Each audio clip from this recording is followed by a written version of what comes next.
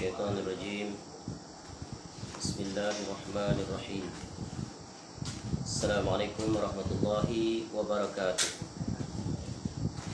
إن الحمد لله نحمده ونستعينه ونستغفره ونعوذ بالله من شرور أنفسنا ومن سيئات أعمالنا من يهده الله فلا مضل له ومن يضلل فلا هادي له أشهد أن لا إله إلا الله وحده لا شريك له وأشهد أن محمدا عبده ورسوله يا أيها الذين آمنوا اتقوا الله حق تقاته ولا تموتن إلا وأنتم مسلمون يا أيها الناس اتقوا ربكم الذي خلقكم من نفس واحدة وخلق منها زوجها وبث منهما رجالا كثيرا ونساء واتقوا الله الذي تساءلون به والأرحام إن الله كان عليكم رقيبا يا أيها الذين آمنوا اتقوا الله وقولوا قولا سديدا يصلح لكم أعمالكم ويغفر لكم ذنوبكم ومن يطع الله ورسوله فقد فاز فوزا عظيما أما بعد فإن أصدق الحديث كتاب الله وخير الهدي هدي محمد صلى الله عليه وسلم وشر الأمور محدثاتها وكل محدثة بدعة وكل بدعة ضلالة وكل ضلالة في النار اللهم إنا نسألك علما نافعا. Ya Allah, kami memohon kepada Engkau ilmu yang bermanfaat, wariskan thayyibah dan rezeki yang baik, wa amalan mutaqabbala dan amal yang diterima. Alhamdulillah, kita bersyukur pada Allah Subhanahu Wa Taala. Malam ini dapat kita bertemu semula untuk kita menyambung kuliah kita dengan mengambil faedah daripada kitab yang disusun oleh Al-Ustaz Yazid bin Abdul Qadir Jawas Hafizahullahu Ta'ala. Sebuah kitab yang bertajuk Amalan Sunnah Setahun Menurut Al-Quran dan As-Sunnah.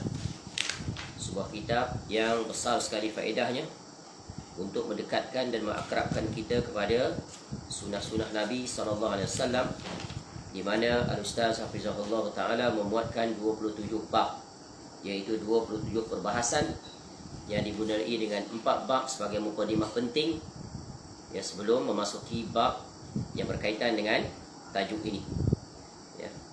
Memuatkan 3 bab sebagai mukadimah penting, kemudian mulai memasuki bab yang keempat, merupakan bab yang pertama di dalam memperkenalkan sunnah-sunnah Nabi SAW yang berkaitan dengan sifat ya, tata cara wuduk Nabi SAW.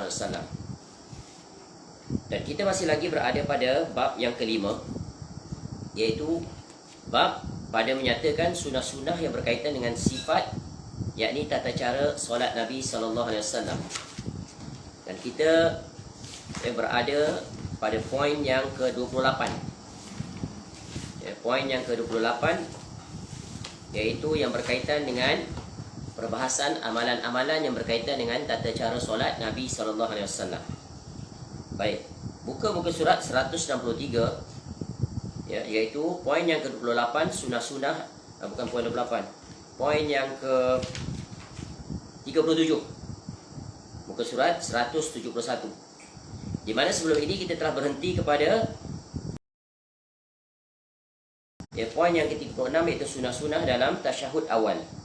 Jadi telah dijelaskan bagaimana caranya Nabi SAW melakukan tasyahud awal, dari sudut posisi duduknya, cara duduknya, cara meletak kedua tangan di atas pahanya, dan cara mengisyaratkan jarinya, serta ya, bagaimana kedudukan mata ketika itu. Ya, dibuat kesimpulan, ya, duduk ya, tasyahud awal adalah dinamakan duduk iftirash, di mana punggung kita diletakkan di atas ya, kaki kiri, tapak kaki kiri yang dibaringkan di lantai. Kemudian tapak kaki kanan ditegakkan 90 darjah, disertai dengan jari jemari itu ditekankan dan menghadap ke kiblat. Kemudian telapak tangan diletakkan di atas paha, sama ada jari jemari itu bersetentangan di hujung yang buku lali, atau boleh ke depan sedikit menggenggam buku lali begitu ketika posisi duduk. Dan jari, ya, ada dua kedudukan di mana yang pertama berbentuk buku 5. Buku 5 ni nak penumbuk ni. Ya, dengan jari telunjuk diacungkan ke depan, atau satu lagi membentuk lingkaran huruf 5 begini. Nampak ni? Ni. Ni jari apa ni? Jari kelingking. Dengan bertemu ibu jari. Satu lagi adalah menggenggam. Ibu jari menggenggam jari kelingking dan jari yang lain.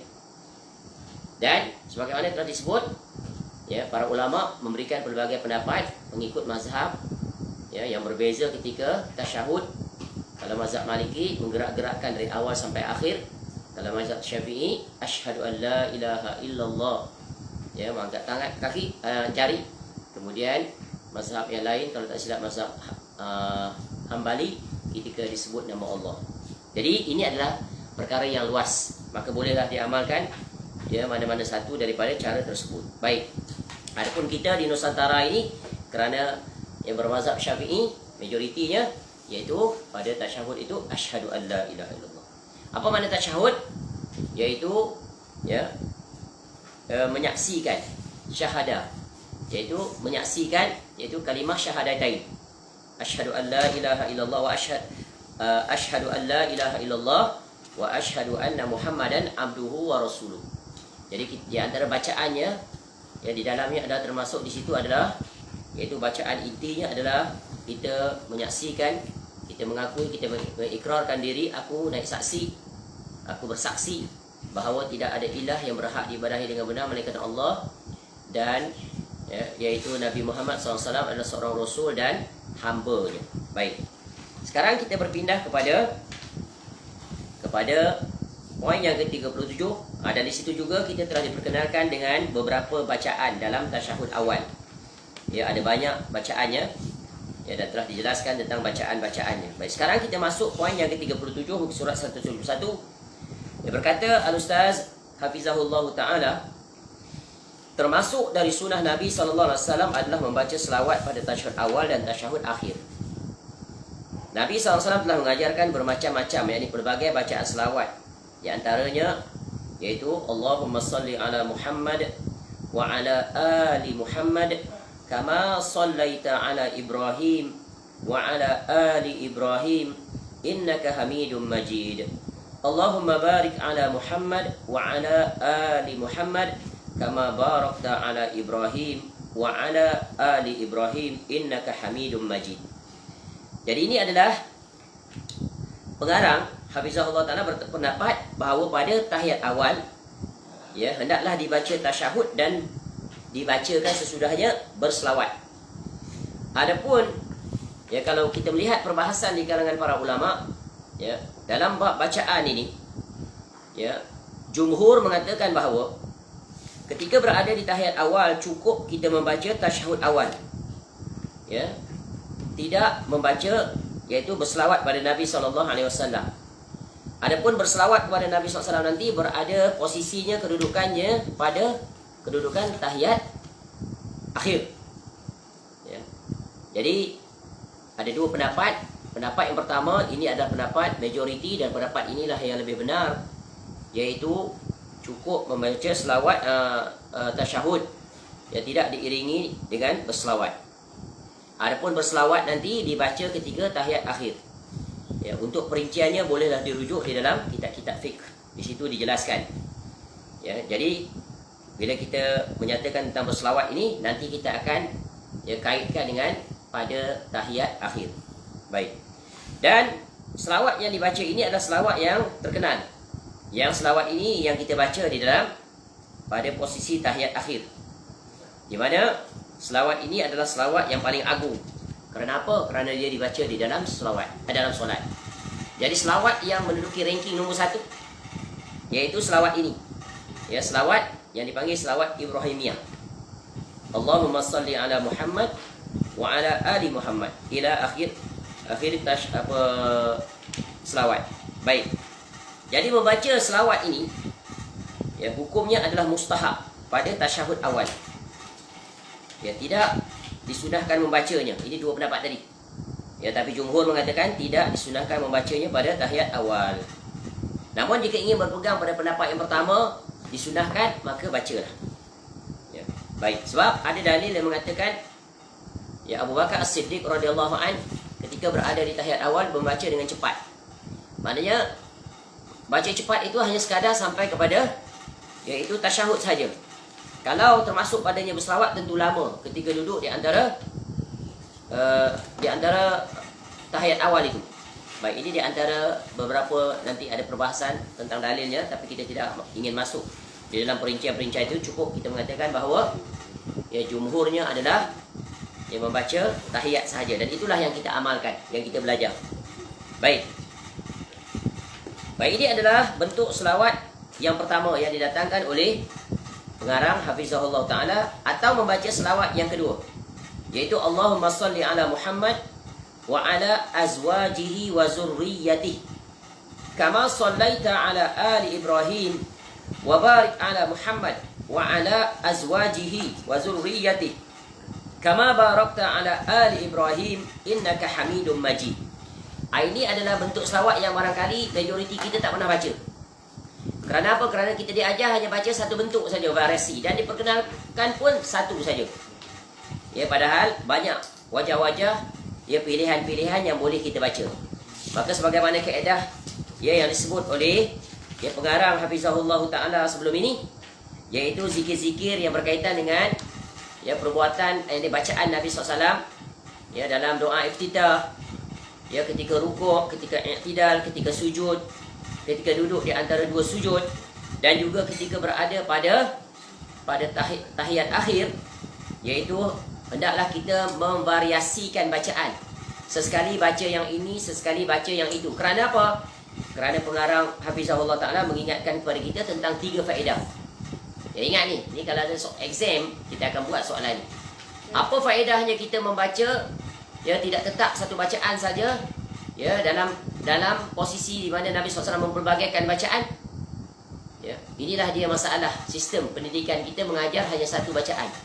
Di-standardkan dia, di-standardize di sekolah, di universiti sampai kita mati. Rupa-rupanya ada banyak sekali bacaan. Ya, banyak sekali sunnah Nabi SAW yang asing, bahkan dia mati di kalangan umat Islam. Jadi apa faedahnya kita menghidupkan ini? Yang pertamanya adalah iaitu menjaga sunnah. Hidup sunnah itu. Ya, dia tidak mati.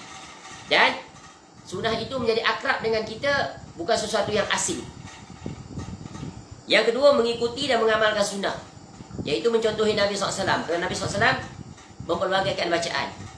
Ya, doa iftitah, ya Nabi SAW baca pelbagai di siang hari, di malam hari. Ya, begitu juga dengan doa-doa yang kita sebut di posisi-posisi yang Nabi SAW mempelbagaikannya. Dan yang ketiganya, untuk menghadirkan hati. Kerana setiap bacaan itu memiliki kesan dan pengaruh yang berbeza. Ya, contoh di antara ya bacaan selawat yang pertama dan selawat yang kedua ada perbezaan, dan tentu kesannya akan berbeza.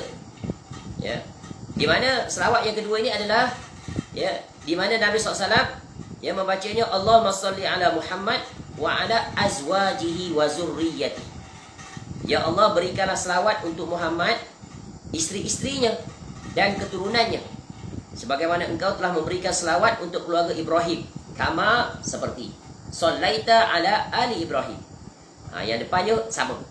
Wa barik ala Muhammad wa ala azwajihi wa dzurriyyatihi kama barakta ala ali Ibrahim innaka Hamidum Majid. Nanti kita akan huraikan sedikit maksudnya. Kerana di antara perkara yang jarang kita diajar, kita hanya diajar tentang kaifiah solat, bacaan, pergerakan. Tapi kita tidak diajar ruh penghayatan terhadap solat supaya meraih khusyuk kepada Allah. Ini di antara perkara yang missing, yang tertinggal, ya, yang diabaikan oleh banyak pengajar. Para ustaz tidak mengajar para musalli itu agar bukan hanya dia membacanya, pergerakannya muafaqah dengan sunnah Nabi SAW, tetapi yang lebih aulanya adalah memahami, menghayati, mentadaburi, menjiwai. Dan inilah yang akan berkesan pada pembentukan pribadinya sebagai seorang abid, sebagai seorang hamba ketika mana dia menunaikan solat. Dan inilah yang akan menatijahkan, ya, menatijahkan apa? Yaitu innas salata tanha 'anil fahsya'i wal Mungkar. Kenapa manusia melakukan solat tak pernah tinggal dia tetapi tetap melakukan kemaksiatan dalam pelbagai jurusan? Kerana mereka ada sesuatu yang hilang dalam solat mereka, iaitu mereka tidak memahami. Sebab itu hendaklah kita ajari anak-anak kita, ya kita sendiri dan sesiapa sahaja, supaya mereka memahami. Ya walaupun mereka tak pandai bahasa Arab, tapi dengan kaedah kita mengajar kosakata harfiah. Allahumma itu apa maksud? Salli itu apa maksud? Ala Muhammad. Ya sekurang-kurangnya mereka dapat pengetahuan very basic. Ya patah demi patah tu dia tahu. Tu sekurang-kurangnya dia tahu bila disebut Allahumma, iaitu ya Allah. Ya. Salli ala, berikanlah selawat kepada siapa? Muhammad sallallahu alaihi wasallam. Ya kalau perkara ini diulang-ulang, insya-Allah dia akan faham. Lambat laun dia akan biasa dengan kosakata itu. Tetapi tidak diajar perkara ini. Bertahun dia solat, bukan setahun dua, sepanjang usia dia sampai mati. Sejak balik dia solat sampai sekarang dia tak faham. Ini sungguh satu perkara yang sangat ajib, menakjubkan ni. Tak masuk akal, tak logik. Bagaimana mungkin dia solat, tiba-tiba dia tak tahu apa yang dia ucapkan.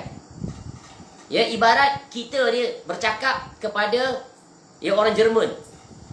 Bercakap dengan orang Jerman, kita guna bahasa kita. Ya. Encik, tolong tunjukkan jalan kepada saya nak pergi ke airport. Ya, airport mana? Airport Frankfurt. Ya, bagaimana saya nak sampai ke situ? Agak-agak orang Jerman tu boleh jawab tak? Tak boleh sebab dia tak faham. Itulah maksudnya. Ya, jadi kita faham, baru ada two-way communication. Memang Allah Ta'ala dia maha memahami apa yang kita ucapkan. Tapi masalahnya kita yang tak memahami apa yang kita ucapkan. Jangan jadi permisalan seperti burung kakaktur atau burung tiung. Dia pandai copy paste tapi dia tak faham apa yang dia ucapkan. Dia tiru saja. Dia tiru taklidul a'ma. Ikut buta tuli, dia tak faham apa maksud. Kalau perkataan baik pun dia ikut, perkataan buruk pun dia ikut. Ingat ni. Ya, ini adalah selawat yang kedua. Selawat yang ketiga. Allahumma salli ala Muhammad wa ala ali Muhammad. Kama sallaita ala ali Ibrahim wa barik ala Muhammad wa ala ali Muhammad kama barakta ala ali Ibrahim fil alamin innaka Hamidum Majid. Ya, sebenarnya bacaan ada banyak lagi. Ya, bacaan-bacaan yang berkaitan dengan selawat kepada Nabi sallallahu alaihi wasallam ada banyak lagi. Tapi di sini cukuplah ya dengan 3 selawat ini. Jika kita inginkan perincian sebagaimana yang saya sebut, boleh dirujuk kepada kitab ya sifat solat Nabi SAW yang ditulis oleh Syekh Al-Imam Nasiruddin Al-Albani rahimahullah. Di dalam kitabnya dua kitabnya, satu Al-Aslu yang tebal itu, yang asli, kemudian yang diringkaskan ya kepada kitab sifat solat Nabi SAW. Ka'annaka taraha, sebagaimana kau lihat ya Nabi SAW solat. Maka beli kitab tersebut. Ada dalam bahasa Inggeris terjemahan, ada dalam bahasa Indonesia, ada dalam bahasa Malaysia. Rupa-rupanya kitab ni, sifat solat Nabi SAW ni, di antara orang yang paling terawal menterjemahkannya, ya sangat awal, siapa? Iaitu Al-Ustaz Syekh Abdullah Al-Qari Hafizahullah Ta'ala. Dulu saya memiliki buku itu, tapi hanya tak mengetahui langsung yang kitab itu adalah tentang sifat solat Nabi SAW berdasarkan hadis-hadis. Cuma beli, baca, tapi tidak mengetahui. Lama dulu sudah, pada tahun sekitar 80-an ya, membeli kitab itu, terbitan Pustaka Asar. Masya Allah, semoga Allah merahmati Al-Ustaz Syekh kita rahimahullah, iaitu Al-Ustaz Abdullah Al-Qari, di antara orang-orang yang memperkenalkan sunnah yang paling awal. Seorang pengarang yang sangat produktif. Mengarang kitabnya menggunakan typewriter. Masih ingat besi yang lama itu, terbitan Asar, Pustaka Asar atau Asar. Sangat unik kitabnya ketika itu. Typingnya pun typing jadi huruf-huruf macam sampu-sampu. Masya Allah. Ini kitab yang sangat langka. Mengarang lebih daripada 200 kitab. Masya Allah. Terjemahan dan karangan asli. Dan di antara kitab yang beliau rahimahullah terjemahkan adalah kitab sifat solat Nabi SAW. Bayangkan ketika itu, di zaman awal-awal ketika mana orang tidak mengambil peduli tentang mengerjakan solat sesuai dengan sunnah Nabi SAW, beliau rahimahullah telah menterjemahkannya. Kemudian barulah datang setelah itu para asatizah kita, para senior kita itu, ya semisal ya Al-Ustaz Abu Faruq Rasudahri Hafizahullah Ta'ala, ya yang memperkenalkan kepada kita tentang sifat solat Nabi SAW menerusi kuliah-kuliahnya dengan kaedahnya yang sangat unik, iaitu dengan mengedarkan risalah-risalah yang dicetak dalam bentuk typing, type juga, tapi dalam bentuk A4. Ketika kuliah diberi seorang satu, maka bertalakilah kita dengan risalah-risalahnya itu. Kemudian setelah berlalunya masa, dibukukan bukunya itu. Masya Allah. Ya, dengan itulah kita mula mengenali tentang sifat wuduk Nabi SAW, sifat solat Nabi SAW. Kemudian barulah kita memasuki pintunya yang lebih besar dengan mencari kitab-kitab yang menjadi marajiknya, ya, asal masdarnya itu kitab yang disusun oleh Al-Imam Syekh Nasiruddin Al-Albani rahimahullah. Besarnya orang yang menghidupkan sunnah ini, ya, maka dengan itu beruntunglah mereka. Ya, sesiapa saja yang mengakrabkan dirinya dengan sifat solat Nabi SAW, tentu terhutang budi kepada mereka-mereka ini, para pendahulu kita. Beruntunglah orang yang menunjukkan jalan kebaikan, kemudian diikuti oleh orang-orang yang datang kemudian. Mereka memperoleh pahala tanpa mengurang sedikit pun orang yang berbuat itu. Maka sebab itulah hendaklah kita jadi orang yang menjadi asbab kepada hidupnya sunnah Nabi SAW. Baik. Ya, jadi ini adalah 3 bentuk bacaan selawat pada Nabi SAW. Ya, ada banyak selawat. Contoh selawat yang lain yang ringkas. Allahumma salli ala Muhammad wa ala ali Muhammad wa barik ala Muhammad wa ala ali Muhammad kama barakta ala Ibrahim fil alamin innaka Hamidum Majid. Jadi ada 3, ya, ada banyak. Yang sering kita baca adalah selawat ini, yaitu Allahumma salli ala Muhammad. Ikut. Allahumma salli ala Muhammad wa ala ali Muhammad kama sallaita ala Ibrahim wa ala ali Ibrahim innaka Hamidum Majid. Allahumma barik ala Muhammad wa ala ali Muhammad kama barakta ala Ibrahim wa ala ali Ibrahim innaka Hamidum Majid. Baca Sofi Rahmanyan tu. Allahumma salli ala Muhammad wa ala ali Muhammad. Baca satu. Allahumma salli ala Muhammad wa ala ali Muhammad kama sallaita ala Ibrahim wa ala ali Ibrahim. Allahumma innaka Hamidum Majid. Allahumma barik ala Muhammad wa ala ali Muhammad kama barakta ala Ibrahim wa ala ali Ibrahim innaka Hamidum Majid. Baik, kalau dalam versi ni ada 2 kali innaka Hamidum Majid, betul kan? Yang biasa kita baca mana? Yang ketiga tu. Cuba baca yang ketiga. Allahumma salli ala Muhammad wa ala ali Muhammad kama sallaita ala Ibrahim wa barik ala Muhammad wa ala ali Muhammad wa kama barakta ala Ibrahim fil alamin innaka Hamidum Majid. Betul ke? Betul, Baik. Jadi ini di antara selawat yang sangat agung. Kerana apa? Selawat yang sangat agung kerana dia dibaca di dalam solat tempat yang teratas, tempat yang terbaik. Ya. Dan selawat ini, kalau kita memahami maknanya, kemudian memahami penjelasannya, sungguh ia akan memberi kesan yang sangat besar. Cuba lihat maksudnya. Ya Allah, ya, berikanlah selawat untuk Muhammad sallallahu alaihi wasallam dan keluarga Muhammad. Yang pertama, ini sebagai tanda kita sebagai umat Nabi SAW bersyukur kerana apa? Nabi SAW diutuskan kepada umat akhir zaman, dan kita termasuk di kalangan umat yang beriman kepada kerasulan Nabi SAW, walaupun tidak pernah melihat Nabi SAW, tidak pernah bersama dengan Nabi SAW, tidak berada di zamannya, namun kita berada jauh.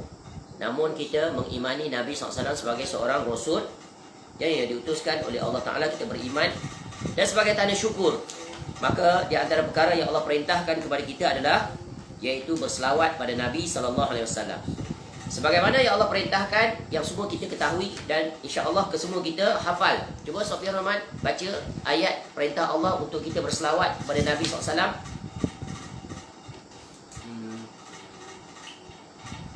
Ya a'udzu billahi minasyaitonir rajim. Ya ayyuhallazina amanu sallu innallaha إن الله وملائكته يصلون على النبي يا أيها الذين آمنوا صلوا عليه وسلموا تسليما.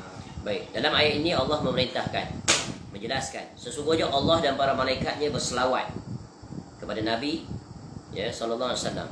Wahai orang yang beriman, berselawatlah kepadanya dan ucapkanlah salam kepadanya dengan bersungguh-sungguh. Jadi ayat ini adalah merupakan perintah wajib berselawat pada Nabi SAW. Sebab itu bacaan selawat ini adalah wajib.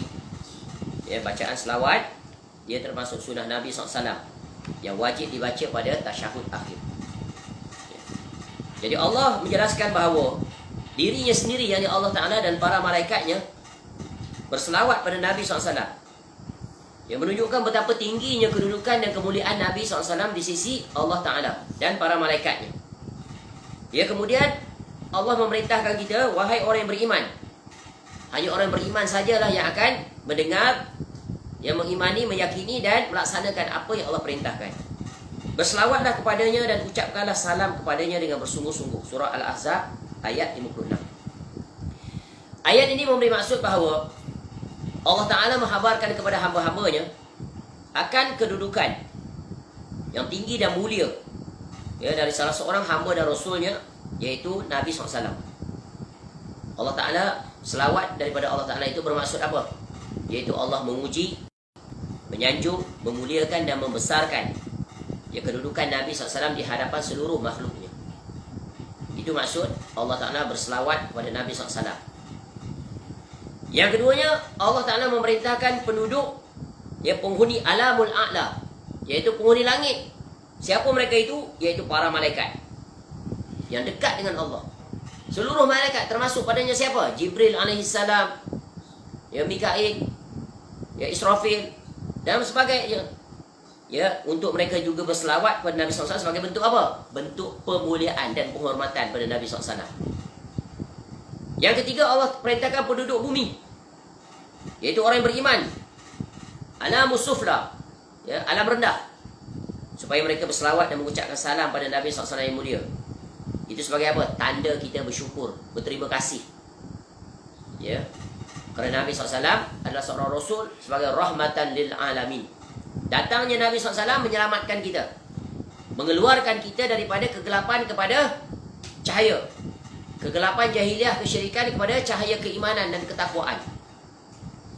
Maka sebagai tanda syukur kita di atas nikmat yang satu ini, maka hendaklah kita sentiasa ya, memuji Nabi SAW ya, dengan berselawat kepadanya sallallahu alaihi wasallam, dengan selawat-selawat yang diajarkan oleh Nabi sallallahu alaihi wasallam.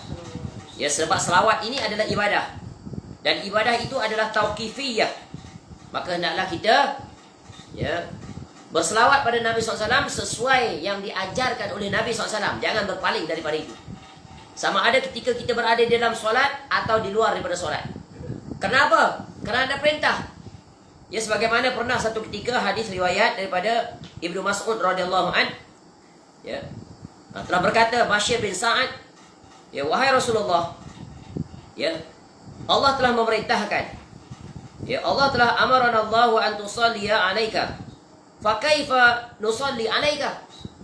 Ya, Allah telah memerintahkan, amarana Allah, ya, Allah telah memerintahkan ya, untuk ya, berselawat ke atas kau, agar kita ni semua berselawat. Ni para sahabat lah ketika itu ya. Maka bagaimana? Fa kaifa, kaifa, kaifiah ni bagaimana? Caranya bagaimana? Ya, nak apa? Nusalli alaika, kami ni berselawat atas kau. Nampak tak? Para sahabat tak pandai-pandai, tak memandai-mandai nak berselawat pada Nabi SAW. Tanya dulu, tanya macam mana nak berselawat pada Nabi SAW ini. Ya, fasakat summa qal, ya, kemudian Nabi SAW diam sebentar. Ya, kemudian Nabi SAW pun bersabda, ya, qulu, maka hendaklah kamu katakan. Ya, ni para sahabat kami ni macam mana kami. Maka para sahabat Nabi SAW bagi tahu pada semua sahabat yang ada di situ, qulu Allahumma salli ala Muhammad wa ala ali Muhammad kama sallaita ala ali Ibrahim wa barik ala Muhammad wa ala ali Muhammad kama barakta ala ali Ibrahim fil alamin innaka Hamidum Majid. Wassalamu kama alimtum. Ya. Ya tu. Ya, sebagaimana yang kamu telah ketahui. Maka Nabi SAW ajar selawat itu, dan para sahabat Nabi SAW nak berselawat, tanya Nabi SAW. Menunjukkan apa? Satu faedah penting dalam berselawat, hendaklah kita berselawat yang diajarkan oleh Nabi SAW. Tapi banyak orang berpaling. Yang paling utama dia berpaling di mana? Ni dan selawat Ibrahimiyah. Mereka melakukan penambahan. Apa yang ditambah? Sayyidina. Allahumma salli ala Sayyidina Muhammad wa ala ali Sayyidina Muhammad. Padahal seluruh riwayat-riwayat hadis Nabi SAW menjelaskan tentang bacaan itu tidak ada satu pun ada perkataan Sayyidina.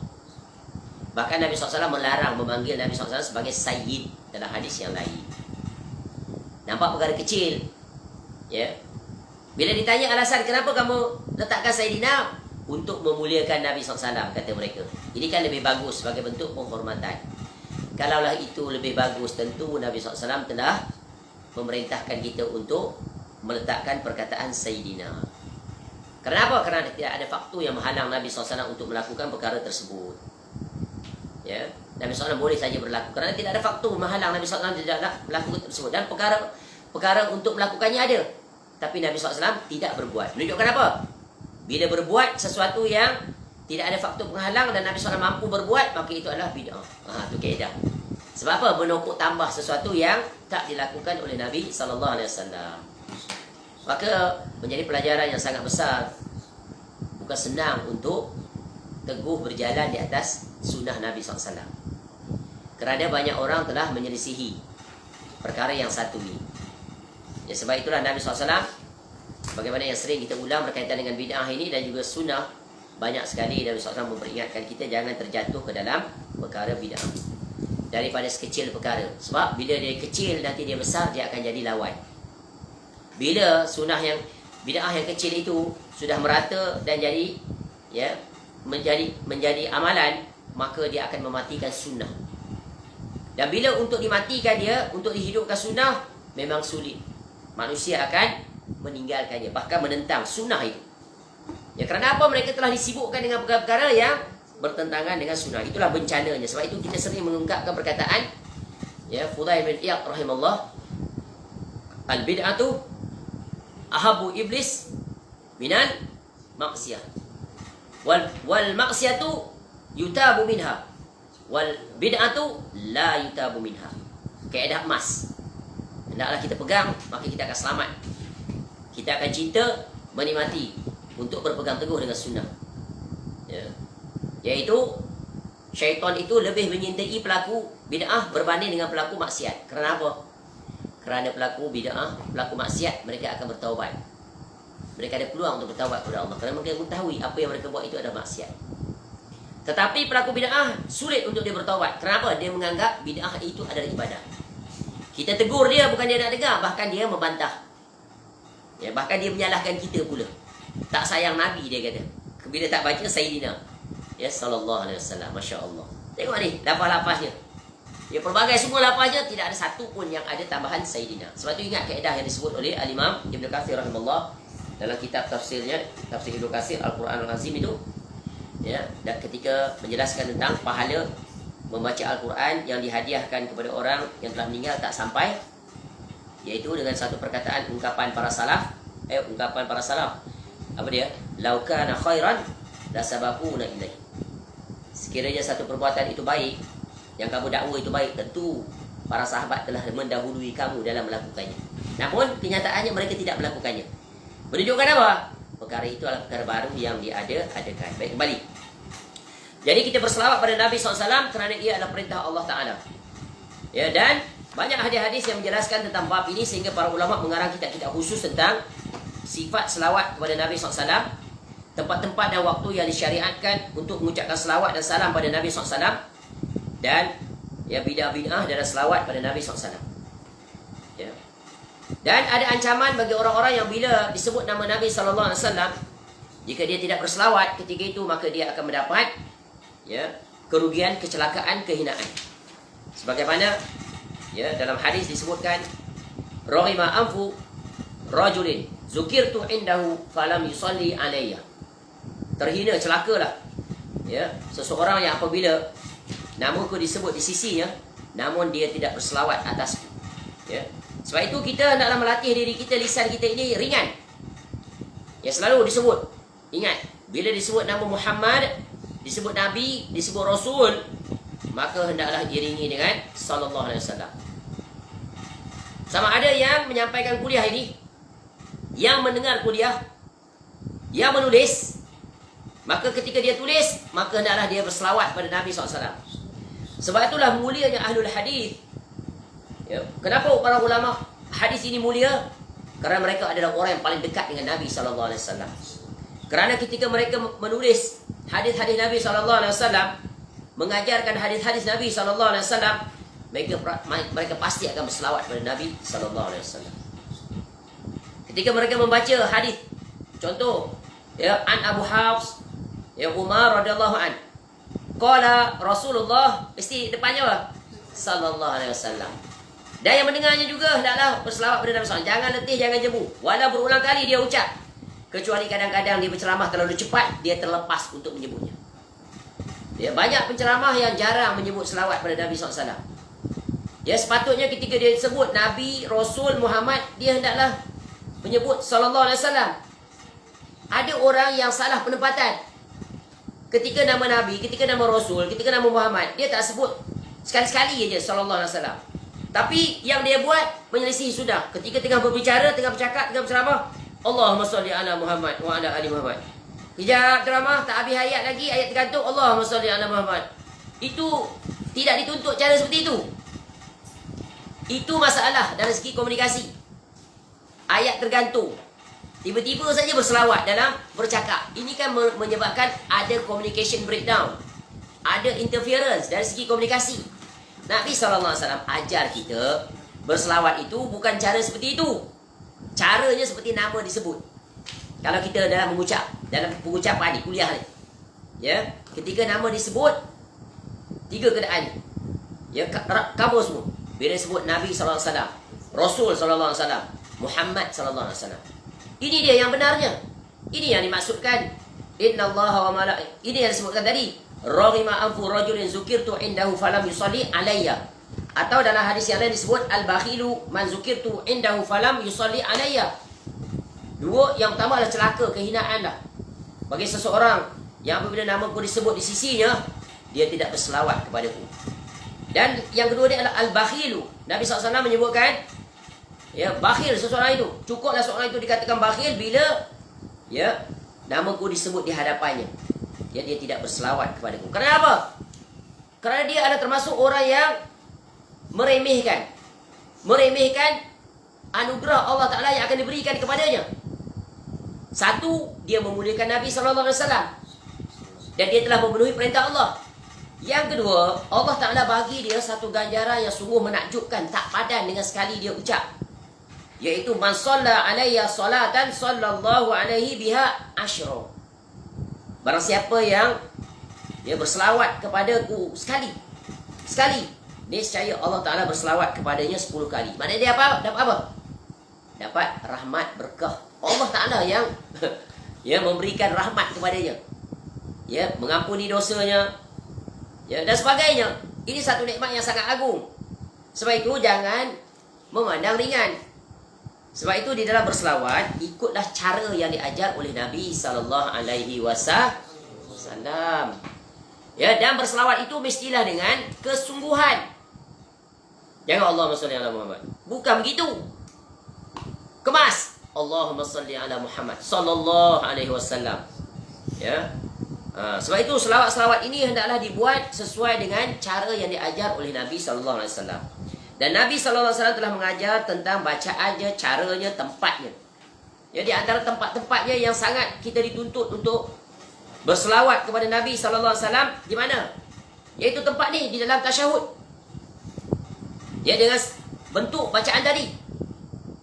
Ya, kemudian yang keduanya di mana? Contoh, dalam solat jenazah. Nampak? Pada takbir yang terakhir. Yang kedua, takbir pertama Fatihah, kedua selawat. Selawat ni. Baca selawat tadi. Ya. Yang ketiga, setiap kali disebut Nabi SAW, Rasulullah, ya, dan namanya Muhammad. Ya. Tapi kita tak panggil lah Muhammad, tapi dalam Quran kita baca, ya, ketika dah hadis kita baca, maka kita berselawat pada Nabi SAW. Sebab itu hendaklah kita mencontohi ahlul hadis. Ahlul hadis ini masya-Allah Allah kurniakan.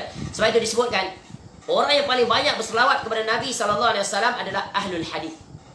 Sebab itu ingat kita pernah sebut tentang syair. Ya, ketika mana disebutkan, dibacakan di hadapan Syekh Nasiruddin Al-Albani rahimahullah, ya, dibacakan pada beliau, dan beliau adalah ahlul hadis di zaman kita, mujaddid fil asr dalam jurusan ilmu hadis khususnya. Meninggalkan kitab melebihi 200 kitab yang hendaklah di rumah kita memilikinya, sekurang-kurangnya kitab silsilah hadis sahihah dan dhaifah, dan banyak lagi kitabnya masya-Allah. Ya, sehingga ada para ulama mengatakan jika sebuah rumah itu tidak memiliki kitab-kitab ini, maka dia adalah termasuk orang yang miskin. Miskin dari jurusan hadis. Kitab-kitab itu, dia telah menghabiskan usianya hampir 60 tahun berkhidmat kepada sunnah Nabi SAW. Dan kitab-kitabnya, ya, sangat, ya, berkualiti. Contoh, beliau di antara para ulama yang menghidupkan semula kaedah menulis kitab dalam bentuk berlandaskan hadis. Ya, seperti apa? Seperti kitab sifat, ya, kitab Al-Janaiz, menakjubkan kitab itu. Dan alhamdulillah kita telah pernah mempelajari kitab ini dulu. Ya, kitab ringkasan, kitab tentang Al-Janaiz. Ya, masya-Allah.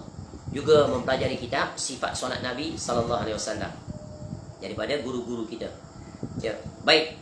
Jadi milikilah kitab-kitab beliau, ya, rahimahullah, kerana besar sekali faedahnya. Ya, banyak sekali kitabnya, seperti kitab Adabuz Zifaf, ya, tentang perkahwinan, jilbab al-mar'ah dan sebagainya. Banyak kitab-kitabnya. Maka penuhilah perpustakaan kita, kerana Syekh rahimahullah telah memudahkan urusan. Maka ketika dibacakan, ya, sebuah syair di hadapannya, ahlul hadis hum ahlun nabi wa illam yashabu nafsahu sahibu anfasahu. Ahlul hadis, mereka adalah keluarga Nabi SAW. Kenapa? Ya, walaupun mereka tidak bersahabat secara jasad dengan Nabi SAW. Kenapa? Nabi SAW telah wafat lama, tapi mereka bersahabat dengan Nabi SAW menerusi nafas-nafas yang mereka tarik. Ketika apa? Ketika membaca qala Rasulullah sallallahu alaihi wasallam, ya, maka inilah nikmat. Sebab itu barang siapa yang akrab dengan hadis, maka dia pasti akan akrab dengan Nabi SAW menerusi pintu yang pertama, yaitu berselawat kepada Nabi sallallahu alaihi wasallam. Dan orang-orang yang mendirikan solat adalah orang-orang yang sekurang-kurangnya dalam sehari semalam, ya, pada 17 kali dalam rakaatnya, ya, sekurang-kurangnya apa? Ya, sekali pada tahiyat akhir, atau 2 kali di tahiyat awal, tak, tahiyat akhir. Ya, dia berselawat kepada Nabi SAW. Dan di antara zikir pagi petang yang diletakkan dalam kitab zikir pagi petang oleh Syekh Dr. Sa'id Al-Qahtani rahimahullah, yaitu disunahkan untuk kita berselawat pada Nabi SAW, ya, pada waktu pagi 10 kali dan pada waktu petang 10 kali, sekurang-kurangnya dengan lafaz Allahumma salli wa sallim ala nabiyyina Muhammad. Faham? Jadi jangan berat mulut. Kita kena latih. Ya, jadikan dia sebagai our habit. Automatically. Ya, ketika kita menyampaikan, berbicara, mendengar, jangan rasa berat. Kalau rasa berat menunjukkan ada something wrong somewhere dengan hati kita, something wrong. Masih lagi belum mendapat nikmat menyintai Nabi SAW. 2 perkara yang merupakan bukti kecintaan pada Nabi SAW adalah, 1, yaitu menerusi apa? Menerusi kita apa? Kita memperbanyakkan selawat pada Nabi SAW. Yaitu ketika namanya disebut, namanya ditulis, namanya didengar, sallallahu alaihi wasallam. Yang kedua, inilah yang paling besar, yaitu apa? Mencontohi, meneladani, menghidupi sunnah-sunnah Nabi sallallahu alaihi wasallam semampu mungkin. Dan inilah di antara tujuan kenapa kita mempelajari kitab ini, yaitu tentang sunnah-sunnah Nabi sallallahu alaihi wasallam setahun menurut Al-Quran dan As-Sunnah. Baik, di antara tempat lain kita yang berselawat pada Nabi SAW adalah, yaitu sesudah mendengar azan. Baru sudah azan kan? Ya, sesudah azan, setelah kita membaca, ya, Allahumma rabbaha itu, ya, ya. Apabila kamu mendengar muazzin, maka ucapkanlah seperti muazzin. Contoh, kemudian berselawatlah kepadaku. Ya, dengan selawat Allahumma salli ala Muhammad wa ala ali Muhammad. Kemudian disebut raditu billahi rabba wa bil islami dina wa Muhammadin sallallahu alaihi wasallam nabiyya. Kemudian baca doa. Doa selepas apa? Azan. Iaitu Allahumma rabbaha zihid da'wati tammah was salatil qa'imah ati Muhammadanil wasilata wal fadilah wa ba'athu maqaman mahmudan alladhi wa'adta. Ya, halat lahu syafa'ati yaumal qiyamah. Nabi SAW sebut, barang siapa yang baca doa ini, maka niscaya halal lah, maka dia akan meraih nanti syafaatku di hari kiamat. Tapi dua sunnah ini yang gugur daripada setelah selesai mendengar azan. Mana yang gugur? Tadi selawat pada Nabi SAW dan membaca raditu billahi rabba wa bil islami dina wa Muhammadin sallallahu alaihi wasallam nabiyya. Kemudian berselawat pada Nabi SAW. Ya, kemudian baru dibaca doa ini, Allahumma rabbaha. Dan perkara ini kita telah terangkan ketika mana kita mempelajari kitab tentang 1000 amalan sunnah Nabi SAW sehari semalam. Di situ dijelaskan. Baik. Di mana lagi tempat yang kita disunahkan untuk berselawat pada Nabi SAW? Ketika masuk masjid dan keluar daripada masjid. Ini juga banyak orang tidak melakukannya. Dia masuk masjid, dia baca doa.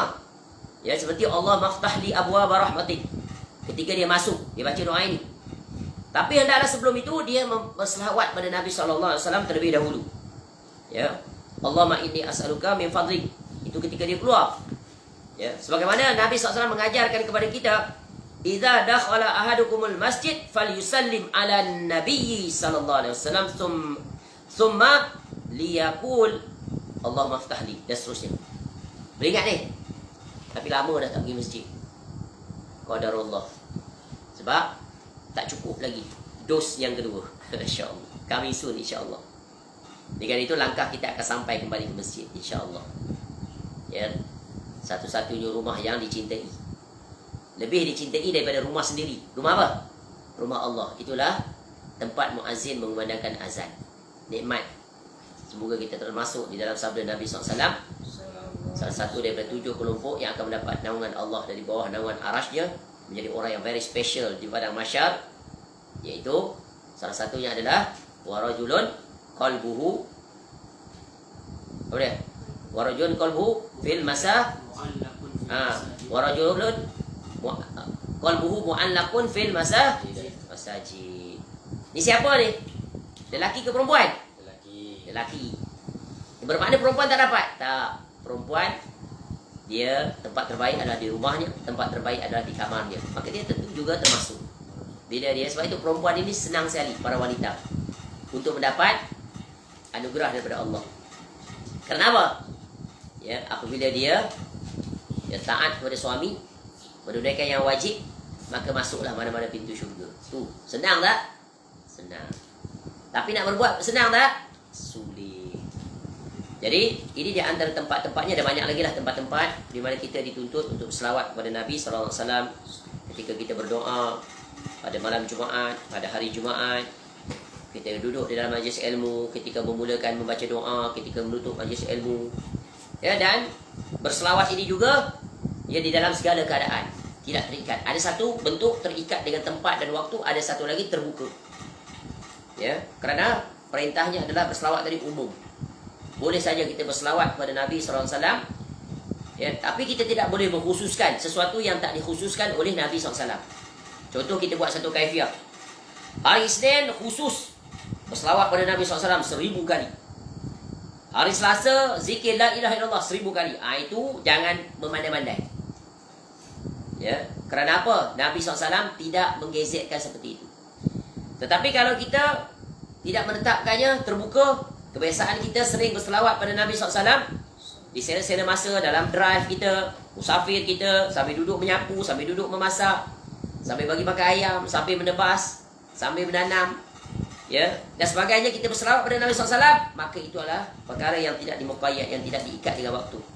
Maka itu adalah dibenarkan. Tetapi bila kita mula membuat satu SOP, yang lebih parah lagi, kita mengajak orang berbuat seperti SOP yang kita buat, padahal kita bukan Nabi, maka ini bencana, melakukan bid'ah, ya, kerana menetapkan sesuatu yang tak ditetapkan oleh Nabi SAW. Baik. Jadi kalau kita lihat syarah ini, Masya Allah, ya, namun masa tidak sempat, di tidak mengizinkan. Ya, kita lihat satu persatu ini, kita tadabbur, kita memahami. Ya, Allahumma salli ala Muhammad. Tapi satu sudah, Allahumma salli ala Muhammad ini yang biasa kita baca. Ya. Yang pertama tu. Ya Allah, berikanlah selawat untuk Muhammad dan keluarga Muhammad sallallahu alaihi wasallam. Ya, siapa keluarga Nabi SAW? Ahlul Bait. Para ulama menjelaskan, keluarga Nabi SAW ini semuanya, termasuk isteri dan keturunannya. Isteri-isteri Nabi SAW ada berapa? 11 orang. Ketika Nabi SAW hidup, berapa orang yang bersama dengan Nabi SAW? Masih hidup. Ketika Nabi SAW masih hidup, 9 orang. Ya, yang meninggalnya adalah Khadijah binti Khuwailid radhiyallahu anha, dan seorang lagi siapa? Zainab ataupun Zainab binti Allah Akbar. Jadi 2 isteri Nabi SAW namanya sama. Satu Zainab binti Jahsy, satu lagi Zainab bin Sam'ah atau Sam'an. Nanti ingat, dia cuba tengok. Tu. Ya. Iaitu tak berapa lama, ya, tak lama usianya meninggal. Jadi Nabi SAW ketika wafat meninggalkan 9 orang isteri.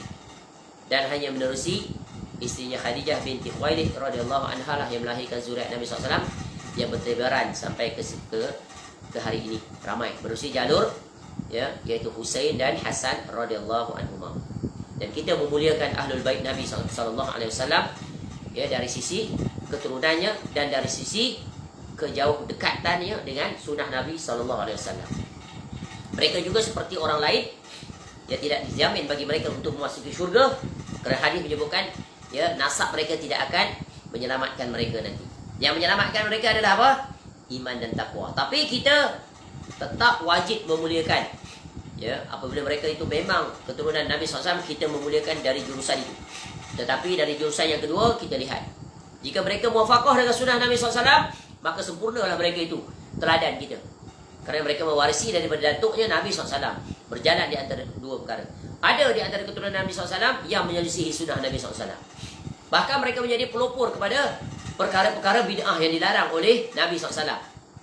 Ya. Banyak ini berlaku, maka kenali. Sebab itu, para habaib, mereka itu, habaib ni baru saja yang datang daripada Yaman. Sebelum itu tidak ada gelaran-gelaran habaib ni. Habib ni. Ya, perkara baru. Ya, kalau dulu tidak dikenali seperti itu. Ya. Nama-nama mereka seperti nama biasa orang lain. Tidak diletak di depannya Said ke apa semua. Ya. Contoh, banyak. Ya, Al-Imam Asy-Syafi'i rahimahullah itu keturunan Nabi SAW. Al-Imam Ahmad rahimahullah juga, Asy-Syaibani.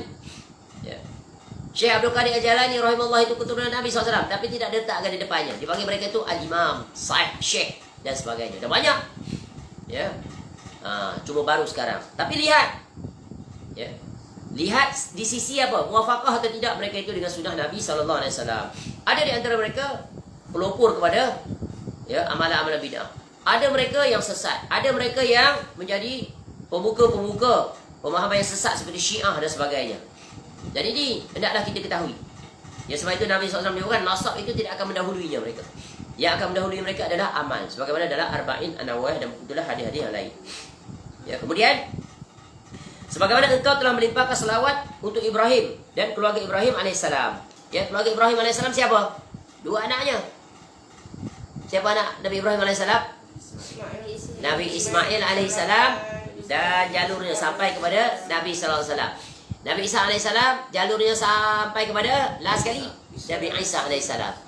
Maka mereka lah adalah para, sebab itu Nabi Ibrahim AS dikenali sebagai Abul Anbiya. Ramai rasul-rasul datang daripada keturunannya. Dan Allah muliakan kita dengan Nabi SAW penutup satu-satunya rasul daripada jalur Nabi Ismail AS. Ya, sungguh engkau maha terpuji, ya, maha mulia. Ya, kita puji Allah Ta'ala. Ya Allah, berilah berkah kepada Muhammad SAW dan keluarga Muhammad SAW, sebagaimana engkau telah memberikan berkah kepada Ibrahim dan keluarga Ibrahim AS. Sungguh engkau maha terpuji, maha mulia. Maka bila kita faham secara ringkas, maka tentunya kita akan bertambah sayang, cinta, dekat kepada Nabi SAW. Dan kita akan berusaha untuk ittiba'ur Rasul. Dan hati kita akan mudah tunduk patuh bila saja disampaikan tentang sunnah-sunnah Nabi SAW. Kita tidak akan ada ganjalan dalam hati, ni ya ke sunnah Nabi SAW. Ya. Bila berlaku di antara pertentangan sunnah Nabi SAW yang wadih, yang sahih, yang sahih, kemudian berlawanan dengan amalan-amalan yang dilakukan oleh orang ramai, ya, sama ada dia orang biasa ataupun tok guru, tok kiai, tok habib, tok ustaz dan sebagainya, maka tengok siapa yang patut kita pilih, siapa? Nabi SAW. Sebab itu ingat kaedah ni. Jangan khawatir kita menyelisihi amalan orang ramai. Tok guru ke, ustaz ke, pak kiai ke, habib ke dan sebagainya. Yang hendaklah kita risau khawatirkan kita menyelisihi satu orang, iaitu Nabi sallallahu alaihi wasallam. Ingat ni kaedah. Sebab itu jalan selamat, ya, supaya kita dapat mencontohi Nabi sallallahu alaihi wasallam, tak lain dan bukan dengan ilmu. Ilmu yang benar. Dan ilmu yang benar itu adalah qala Allah wa qala Rasul sallallahu alaihi wasallam. Sebab itu kata Imam Syafi'i, kullul ulum, ya, semua ilmu itu adalah masyghalah, menyibukkan, kecuali, ya, qala Allah haddatsana. Tu firman Allah dan qala Rasulullah SAW. Ya. Semua itu perkara menyibukkan kecuali ini, dan juga iaitu ilmu fiqh yang menjelaskan kita bagaimana beribadah kepada Allah. Ini penting. Sebab itulah para aimah kita telah mencontohkan kepada kita bagaimana berjalan di atas jalannya Nabi sallallahu alaihi wasallam. Baik, hendaklah kita belajar, berusaha untuk sentiasa ringan lisan berselawat kepada Nabi sallallahu alaihi wasallam. Kerana apa? Kerana khawatir nanti kita tidak mendapat syafaat Nabi sallallahu alaihi wasallam. Kita khawatir di dunia kita digelar oleh Nabi sallallahu alaihi wasallam sebagai orang yang bakhil, orang yang hina, celaka, rugi. Sebagaimana dua hadis yang telah kita bacakan tadi. Dan di antara bentuk bukti benarnya cinta kita pada Nabi sallallahu alaihi wasallam adalah dengan apa dia? Iaitu ittiba wa yuttaba. Tu. Ya. Tu. Apa? Wa yuta'u wa yuttaba. Yuta'u wa yuttaba. Itulah maknanya rasulun. Bal yuta'u wa yuttaba. Nabi SAW sebagai seorang rasul, maka kewajipan kita adalah iaitu taat, ikut. Jangan, ya, jangan melawan arus. Maksudnya, ya, jadi perkara yang very simple tadi. Allahumma salli ala Muhammad. Kita tak akan berani tambah Allahumma salli ala Sayyidina Muhammad walaupun datanglah 1000 dalil. Kerana apa? Kerana Nabi SAW sendiri yang membaca seperti itu. Siapa yang lebih mengenali tentang Nabi SAW? Siapa yang paling mengenali Nabi SAW? Nabi SAW itu sendiri. Dan Nabi SAW telah menjelaskan bagaimana untuk bentuk menghormati dan memuliakan Nabi SAW. Bukan atas hawa nafsu Nabi SAW sendiri. Kalau hawa nafsu Nabi SAW tentu akan letak berbagai gelaran. Betul kan? Macam orang-orang di zaman sekarang, macam-macam gelaran dia letak, ya. Padahal dia tak layak pun memiliki gelaran itu. Kadang-kadang tulis itu kita tengok terkejut. Kita tengok kadar orang itu pun kita memang tak layak, tapi tanpa rasa malu. Sebut Syekh, Tuan Guru, ya. Apa lagi? Ya. Kalau doktor memanglah dia ada doktor. Itu gelaran memang dia dapat. Ni dia tak dapat. Tak ada apa-apa bukti. Letak Tuan Syekh Al-Imam Al-Alamah, ya, Syekh Tuan Guru lagi. Kemudian depan tu, ya, Al-Musnid, apa-apa letak gelaran, ya. Padahal ketika beliau mengajar, kita lihat banyaknya menyelisih sunnah Nabi SAW. Banyaknya perkara karut-karut yang disampaikan. Ya, itu kerana apa? Hanya dia dengan Allah Ta'ala lah yang mengetahui. Sebab itu orang yang memiliki jiwa yang takut tak berani nak meletakkan pelbagai gelaran yang tak padan dengan dia. Ya. Letak Tuan Syekh, Tuan Guru. Ya, tapi mengajarnya sedikit sekali didatangkan qala Allah wa qala Rasul. Banyaknya perkataan dia je. Tuan Guru bagaimana seperti ini? Para imam dulu. Ya. Para alim ulama kita dulu. Ya. Al-Imam Ibnu Katsir, Al-Imam berbagai imam-imam tu, masya-Allah.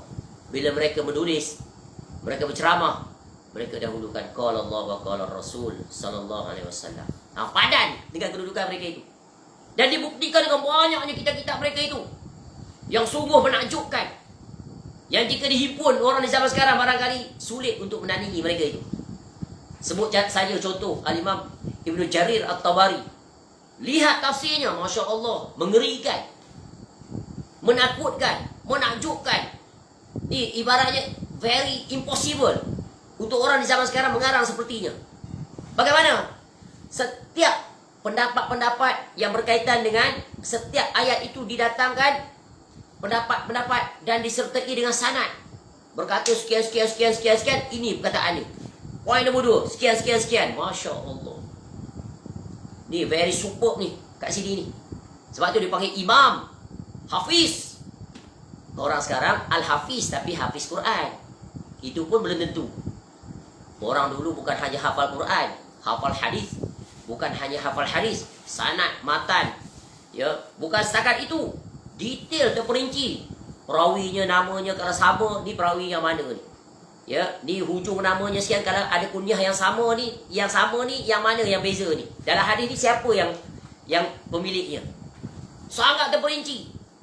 Ini very super yang tidak akan ditemui sarjana seperti itu melainkan dalam urusan Islam. Allah muliakan agama ini dengan para ulama yang sungguh menakjubkan. Tanpa mengambil kira bangsa apa dia. Semua mampu. Sebab itu Ibn Syafi'i rahimahullah menyebutkan apa? Ilmu ini adalah satu dengan kecerdasan, yang paling utama adalah dengan takwa. Jauh daripada dosa. Makin jauh seseorang itu daripada dosa, makin bersih hatinya, makin kuat tangkapannya terhadap hafalannya, pemahamannya terhadap agama. Para ulama dulu, para salaf, dunia itu tidak ada di jiwanya. Ada hanya, iaitu hanya untuk apa? Menumpang duduk. Bukan menetap, menumpang saja dunia itu. Bila-bila masa boleh dia pergi. Dia menumpang, bukan menetap.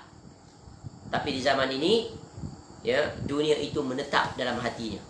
Maka bagaimana ilmu itu akan, ya, nampak keberkahannya, sedikit sekali keberkahannya. Ya, nampak macam mana? Itulah zaman kita. Kecuali orang-orang yang bersungguh-sungguh di dalam bermujahadah, ya, memasukkan akhirat dalam hatinya, mengeluarkan dunia daripada dirinya. Maka Allah akan berikan limpahan nur ilmu yang sungguh menakjubkan. Dan dia akan lihat di dalam kehidupannya, ya, hidupnya demi untuk mengajak manusia kepada Allah, mengajak mengikuti sunnah Nabi SAW, tidak, ya, terpedaya dengan tipu daya dunia dan berbagai lagi. Inilah dia. Ya, betapa agungnya bila kita memahami, ya, setiap bacaan-bacaan yang kita baca di setiap posisi di dalam solat, maka sebab itulah akan menghasilkan insan yang keluar daripada solat menjadi orang yang bertakwa kepada Allah, ya, bagus hubungannya dengan Allah, bagus hubungannya dengan sesama manusia. Maka tertegaklah dua perkara secara sempurna, hablum minallah wa hablum minan nas. Semoga kita termasuk di dalam kelompok itu, menjadi hamba-hambanya yang berusaha untuk mengikhlaskan seluruh amal buat ibadah zahir dan batin, berusaha untuk mencontohi Nabi SAW semampu kita, dan berharap agar Allah Ta'ala memberikan bantuan dan pertolongannya di dalam kesungguhan kita, ya, dan istiqamah kita agar berjalan di atas jalannya, jalan Nabi SAW, dan sekali-kali tidak akan berpaling daripada jalan ini. Ya, walaupun, ya, banyak halangan, ya, banyak cabaran, banyak penentangan, ya, jangan pedulikan, don't worry, ya, just proceed, ya, teruskan, ya, kerana kita mengetahui bahawa jalan kita itu adalah jalan yang benar. Kerana jalan kita adalah jalannya qala Allah wa qala Rasul, ya, berjalan di atas ma ana alaihi wa ashabi, ya, aku dan para sahabatku berjalan di atasnya, dan berjalanlah kita di atas jalan tersebut. Baik, rasanya cukup dulu setakat ini hari ini, iaitu poin ke-37 saja. Berselawat untuk Nabi SAW, yang insya-Allah nanti kita akan sambung pada poin yang ke-38, berdiri ke rakaat yang ketiga, ya, dan seterusnya sampai kepada, ya, perbahasan tentang salam. InsyaAllah satu kuliah lagi barangkali selesai bab yang ke-5. Ya, kemudian itu kita berpindah pada bab yang ke-6, sunah-sunah yang berkaitan dengan zikir-zikir setelah solat fardu. Wallahu a'lam. Allahumma ahyina wa amisna 'alal Islam was sunnah. Ya, semoga Allah menjadikan kita ilmu yang bermanfaat. Ya, dan inilah perkara yang hendaknya kita tanamkan dalam diri kita, iaitu menuntut ilmu. Ya, apa tujuan kita menuntut ilmu? Yang pertama untuk, ya, tak lain dan tak bukan kerana Allah Ta'ala, kerana dia adalah perintah Allah. Yang kedua untuk, ya, mengangkat kejahilan daripada diri kita. Yang ketiga untuk kita beramal dengannya. Yang keempat untuk ad-da'watu ilaih, mengajak manusia kepadanya. Inilah 4 tujuan utama menuntut ilmu. Ingat, maka dengan itu ilmu itu akan bermanfaat dan berberkah kepada kita dan juga kepada orang lain. Segala kebaikan semuanya adalah milik Allah. Alhamdulillahilladzi bi ni'matihi tatimmus shalihat. Kekurangan, kesilapan, tersasul, tersilap di dalam penyampaian, bacaan dan seumpamanya, semoga Allah mengampuni dosa-dosa kita kesemuanya dan Allah memperbaiki urusan kita. Dan semoga Allah merahmati kita kesemuanya, memberikan kita istiqamah dan menghimpunkan kita kesemuanya nanti bersama dengan pengarang kitab ini Al-Ustaz Hafizahullah Ta'ala, yang memberikan faedah yang sangat besar kepada kita sebagai penuntut ilmu, dapat bersama dengan Rasulullah sallallahu alaihi wasallam, Rasul yang kita cintai, yang kita sayangi, yang kita ridui, yang kita berusaha untuk mencontohinya sallallahu alaihi wasallam, dapat semuanya kita nanti berada di dalam syurga Firdaus ma'al ladzina an'amta 'alaihim minan nabiyyin was-siddiqin wasyuhada'i was-salihin wa hasuna ulaika rafiqa. Wallahu a'lam. Subhanakallahumma wa bihamdika asyhadu an la ilaha illa anta astaghfiruka wa atubu ilaik. Wa sallallahu ala nabiyyina Muhammad wa ala alihi wa sahbihi wasallam. Wa akhiru da'wana alhamdulillahi rabbil alamin. Assalamualaikum warahmatullahi wabarakatuh.